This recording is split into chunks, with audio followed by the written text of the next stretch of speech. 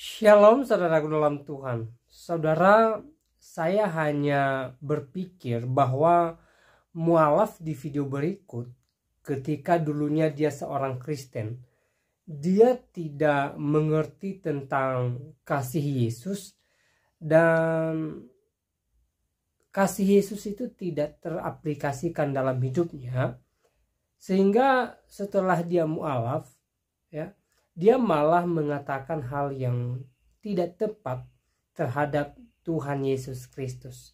Nah, saudara dalam Tuhan, terlebih dahulu kita lihat videonya dan pastikan tekan tombol like, subscribe, dan share video ini supaya menjadi berkat bagi banyak orang.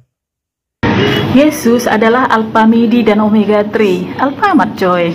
Saudara, saya perhatikan bahwasanya bukan mualaf namanya kalau dirinya tidak menghina ajaran agama orang lain. Apalagi kalau dirinya dulu adalah seorang Kristen, dia pasti akan menghina dan mengolok-olok Yesus. Ini memang gawat sekali kawan-kawan kita ini ya.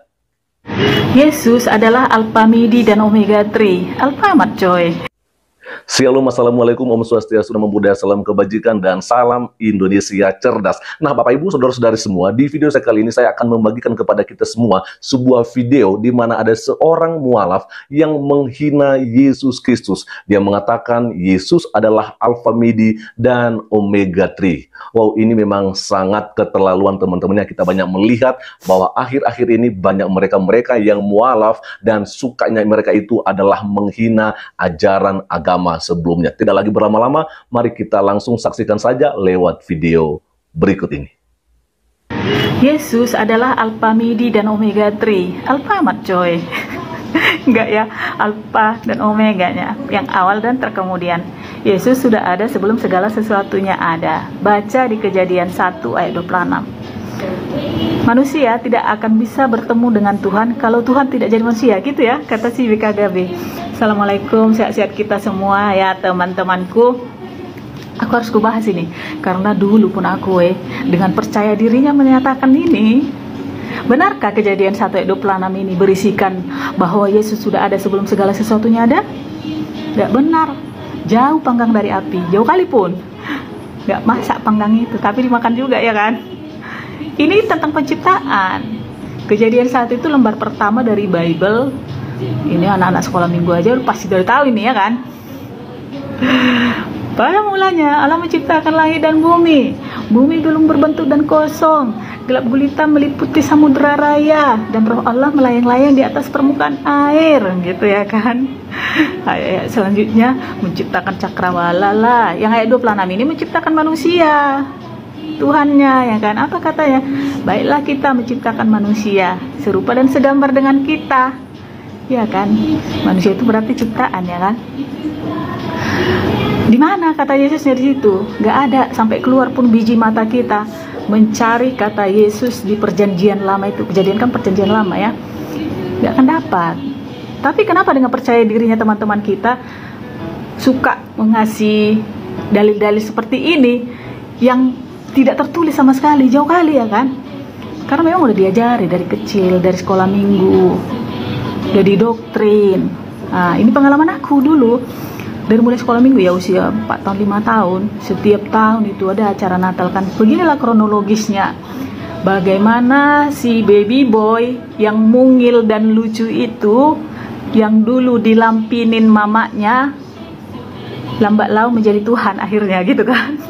Harus diambil memang. Pertama dari penciptaan dulu sampai penciptaan manusia, jatuh manusia ke dalam dosa, diambillah ayat-ayat dari beberapa kitab nabi ya kan. Bakal ada nanti dari tunas Isai. Siapa itu Isai? Ayahnya Daud, datang untuk menyelamatkan gitulah kan. Barulah masuk ke perjanjian baru. Nah, pada mulanya adalah firman, katanya lah itu. Firman itu nanti jadi Yesus. Nah, kan? Yesus itulah firman katanya. Nah, dan gak lupa ini, karena begitu besar kasih Allah akan dunia ini. Di Yohanes ya, Yohanes 1 tadi pada mulanya adalah firman.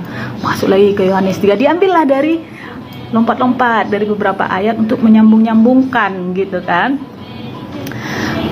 Supaya endingnya Yesus ini jadi Tuhan. Itulah yang selalu didoktrin. Makanya tidak tertulis pun disuruh baca. Percaya diri dengan itu. Nah itu dia kawan. Jadi beruntungnya diriku sudah tidak meyakini hal-hal seperti itu. Sudah tidak membaca yang tidak tertulis, gitu kan. Dan kalau harus jadi manusia Tuhan, tidak bertuhanlah manusia-manusia sebelum Yesus datang, ya kan? Tidak bertuhanlah Nabi Abraham, tidak bertuhanlah Nabi Musa, Nabi Nuh dan lain sebagainya.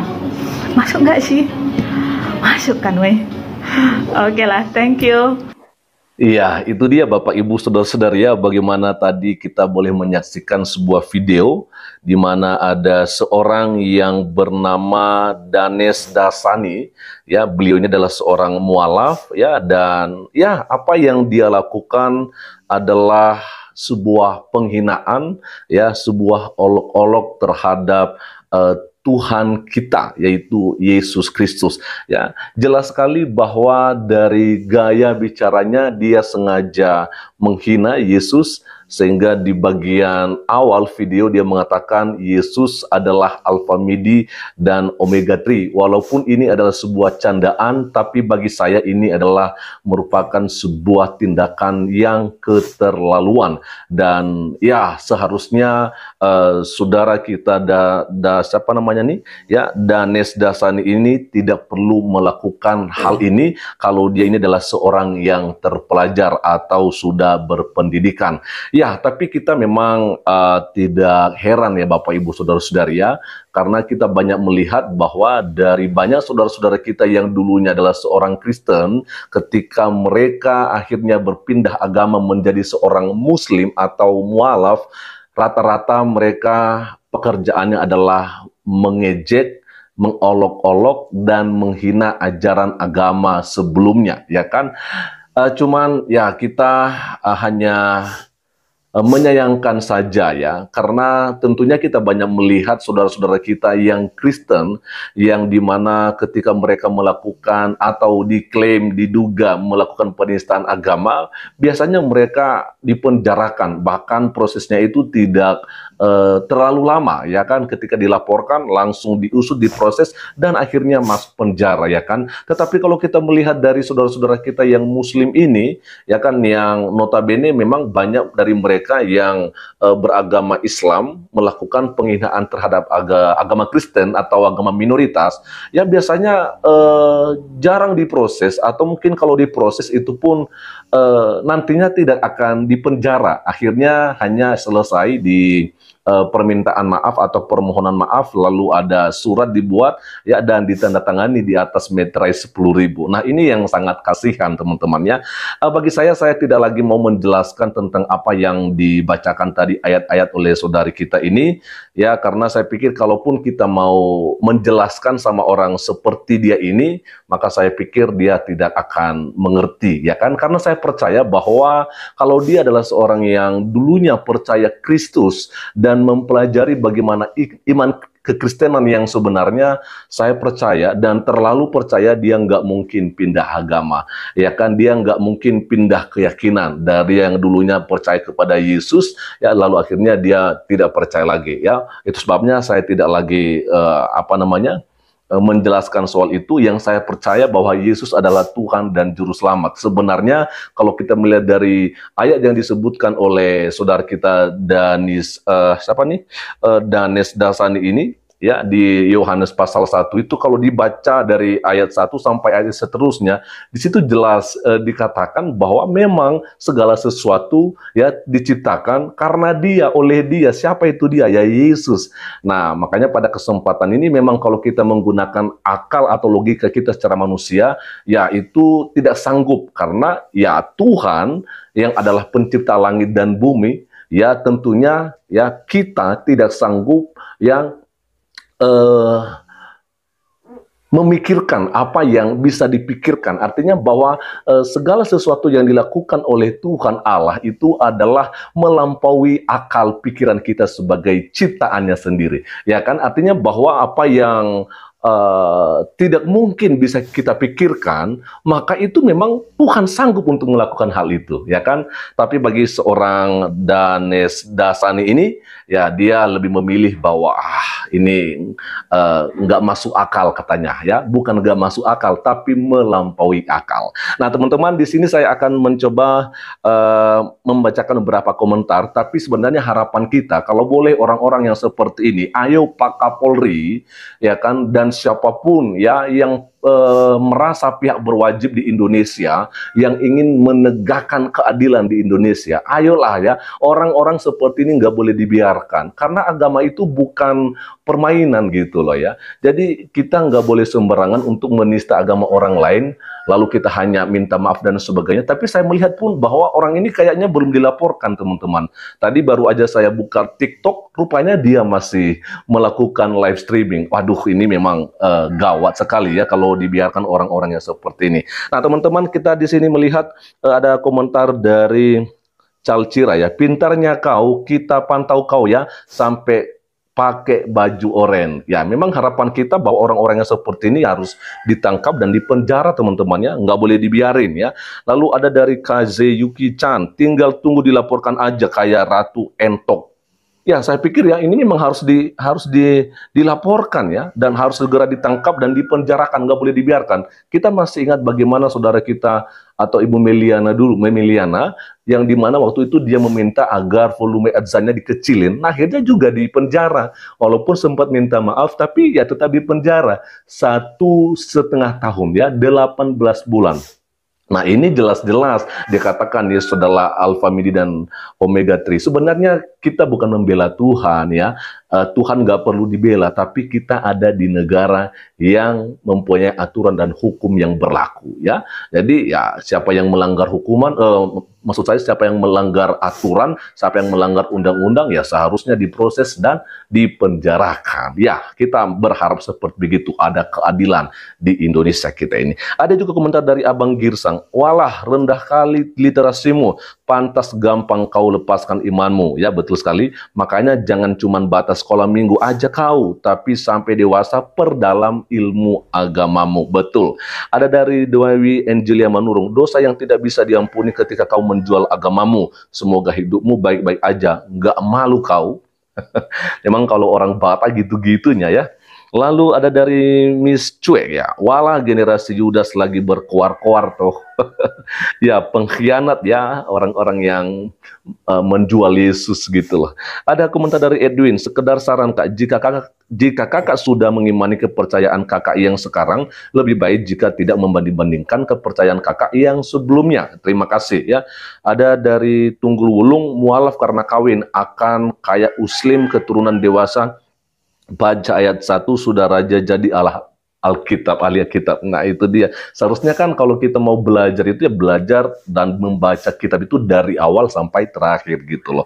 Biar nggak salah paham ya.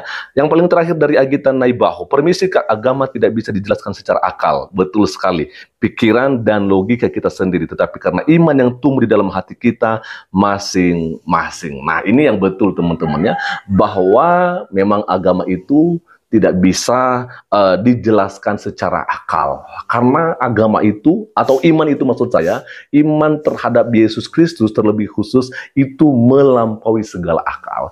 Jadi kalau kita menggunakan akal pikiran kita sebagai manusia biasa, ya wajar kita memang nggak bisa gitu loh. Jadi untuk seorang Danes Dasani ini, bagi kami, ya Anda dimaafkan, tapi kami juga mau orang-orang seperti Anda harus dilaporkan, harus diproses, dan dipenjarakan. Untuk apa? Ya, agar orang-orang yang lain ya yang punya niat untuk melakukan hal yang sama seperti yang Anda sudah lakukan, tidak mau atau dia mau mengurung niatnya untuk melakukan hal itu. Teman-teman, sekian saja dan kiranya Tuhan Yesus Kristus memberkati kita semua. Baik, salam Tuhan. Itu videonya kita sudah simak apa yang dipesankan oleh seorang mu'alaf di video tadi, dan juga respon dari seorang Kristen cerdas ya. Dan dari apa yang disampaikan oleh mu'alaf ini ya, kita boleh mengerti bahwa ya sepertinya ya mualaf ini tidak mengerti arti atau makna kasih Kristus ketika dia masih Kristen ya. Terbukti setelah dia mualaf, dia malah mengatakan hal yang tidak tepat terhadap Yesus Kristus. Ya, dia mengatakan bahwa Yesus itu ya Alfa Midi ya. Dan saya rasa itu tidak tepat ya terhadap Yesus Kristus ya. Nah, kalau mualaf ini ya dulunya mengerti tentang ajaran kasih Kristus dan dia mengaplikasikannya dalam hidupnya, saya percaya bahwa sekalipun dia sudah mualaf, dia pasti tidak mengatakan hal itu kepada Yesus Kristus. Tetapi sangat disayangkan dari apa yang dia sampaikan barusan ya di video tadi, kita boleh mengerti bahwa ya dia belum mampu mengaplikasikan kasih Kristus itu dalam hidupnya ya sewaktu dia masih Kristen. Mungkin saja dia tidak mengerti arti daripada kasih Kristus, bagaimana Tuhan Yesus Kristus mengajarkan kasih kepada umatnya. Saya tidak tahu apakah mualaf ini ya benar-benar belajar Alkitab dulunya atau hanya sekedar Kristen KTP saja, sehingga dia tidak mengerti kebenaran. Bahkan saya perhatikan ya tidak ada kasih dalam hidupnya itu ya.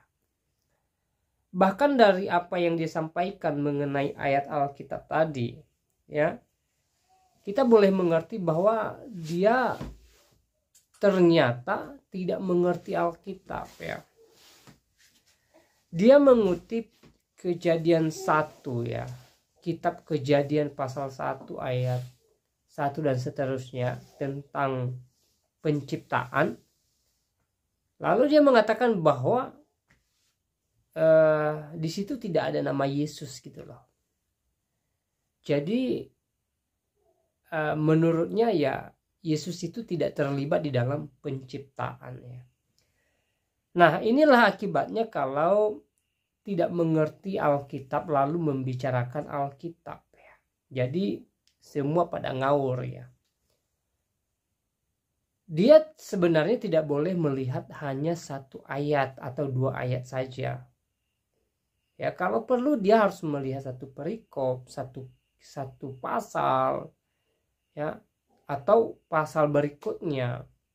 Sehingga apa? Sehingga dia benar-benar mengerti tentang Alkitab itu sendiri. Ya, kalau kita hanya mengutip satu ayat dan kita tidak punya pemahaman tentang Alkitab, maka yang terjadi kita bisa salah menafsirkan Alkitab itu sendiri. Seperti perempuan tadi, seperti mualaf tadi, dia salah menafsirkan ayat Alkitab. Ya, memang di dalam kisah penciptaan itu nama Yesus tidak disebutkan gitu loh. Tapi ketika Tuhan menciptakan manusia, ya, Tuhan mengatakan, marilah kita menciptakan manusia segambar dan serupa dengan kita. Nah, di sini Tuhan menggunakan kata jamak, ya. Mari kita menciptakan manusia. Kita. Lalu kita bertanya, Allah berbicara kepada siapa? Tidak mungkin Allah mengajak malaikat untuk menciptakan manusia, sementara malaikat penciptaan. Tidak mungkin Allah mengajak ya iblis, ya gitu loh. Tidak mungkin, saudara dalam Tuhan. Ya. Jadi Allah berbicara kepada pribadinya gitu lah. Kita kenal Ya, Allah itu di dalam 3 pribadi, Allah Bapa, Anak, dan Roh Kudus, di dalam satu kesatuan, yaitu di dalam satu kealahan. Bahkan ketika Tuhan menciptakan langit dan bumi, dikisahkan di sana bahwa Roh Allah melayang-layang di atas air. Ada Allah, ada Roh Allah. Dan dalam kisah penciptaan manusia, Tuhan lagi-lagi menggunakan kata jamak, yaitu kita. Nah, kita boleh pahami di sana bahwa Allah Tritunggal ikut ambil bagian dalam kisah penciptaan. Ya, bukan hanya Allah Bapa, bukan hanya Yesus, bukan hanya Roh Kudus, tetapi ketiganya yang esa mengambil bagian dalam penciptaan, termasuk Yesus Kristus, ya. Walaupun ya secara tidak langsung tidak disebutkan namanya di sana. Jadi mualaf tadi tidak mengerti hal ini, ya, tidak paham konsep ini, sehingga dengan ngaurnya dia mengutip ayat Alkitab lalu menafsirkannya sesuka hatinya, semaunya dia. Dan akhirnya apa? Ya, penafsirannya salah gitu loh. Nah, saya hanya berbicara gini. Soal dia mualaf berpindah keyakinan, ya silahkan, itu urusan dia, itu haknya dia. Ya, itu sah-sah saja. Tapi alangkah lebih baik setelah dia mualaf, setelah dia berpindah keyakinan, dia tidak usik dengan Kristen, dia tidak membahas agama Kristen, dia tidak sibuk membahas tentang Yesus. Apalagi dia tidak punya pengetahuan tentang itu. Harusnya dia memperdalam agama barunya, memperdalam kitab barunya, memperdalam imannya di agamanya yang sekarang, gitu loh. Ya, dia belajar lebih banyak. Dan saya perhatikan dia belum layak jadi pembicara sebenarnya. Apalagi membicarakan tentang Yesus. Ya, dia masih butuh banyak belajar, bukan mengajar gitu loh. Ya. Jadi saudaraku dalam Tuhan, ya, alangkah lebih baiknya ya mualaf tadi fokus dengan agamanya dia. Saya rasa itu lebih baik dan lebih memberkati baik dirinya sendiri maupun pendengarnya gitu loh. Ya, tidak baik, tidak elok ketika dia berpindah keyakinan lalu masih membicarakan agama lamanya gitu loh. Apalagi dia mengatakan kalimat-kalimat yang kurang tepat atau yang tidak tepat terhadap Yesus Kristus. Ya. Nah, saudaraku dalam Tuhan, semoga di kemudian hari ya mualaf tadi disadarkan oleh Allah Roh Kudus Tuhan, sehingga dia menyadari bahwa apa yang dia sampaikan di video tadi tidak benar, tidak tepat, dan salah adanya. Dan semoga dia lebih fokus dengan agamanya dia. Ya. Nah, saudara dalam Tuhan, selebihnya apa tanggapan saudara silahkan tulis di kolom komentar. Tuliskan tanggapan atau komentar yang baik, yang positif, terutama tanggapan atau komentar yang memuji, memuliakan nama Tuhan di atas kerajaan sorga. Dan tuliskan tanggapan atau komentar yang memberkati kita sekalian. Dan Tuhan Yesus Kristus memberkati kita semua. Shalom.